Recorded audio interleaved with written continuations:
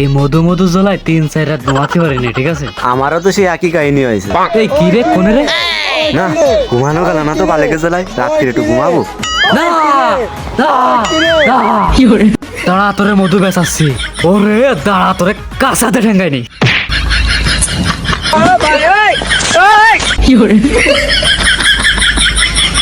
তোর জ্বালায় সাইডে রাত ঘুমাতে পারিনি, তোরে যে কি আর বয়স কেরা। এই বাস্তা কই? তুই না না ঠাপাচ্ছি রে, বাস্তা কই রে? তোরে বাস্তায় ভরে আজকে ফেসবো। এই দিকাই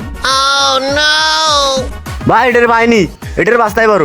হ্যাঁ এদিকাই বাস্তার মধ্যে ভরে নি কাকে রে। উচর ধর, এরা আজকে এমন জায়গায় ফেলবো এরা খুঁজে পাবে না, ঠিক আছে?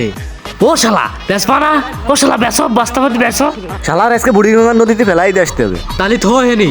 ওই কি রে শালায় বড় ব্যাস কত পারিস। ওরে লাগেছে তা কি আইছে, শালার ছবি দাঁড়িয়েছি। চল আজকে ঘুমাবে না সারা রাত, আই। হাই বন্ধু তাহলে চল। শালার তো আজকে বিদায় দিলাম, টাকা ওরে না যা কার শোনা লাগবে না নে। আজকে তুই ঘুমাতে পারিনি, বুঝছি? মোটেও ঘুমাতে পারিনি। কি করে শালা মতো তুই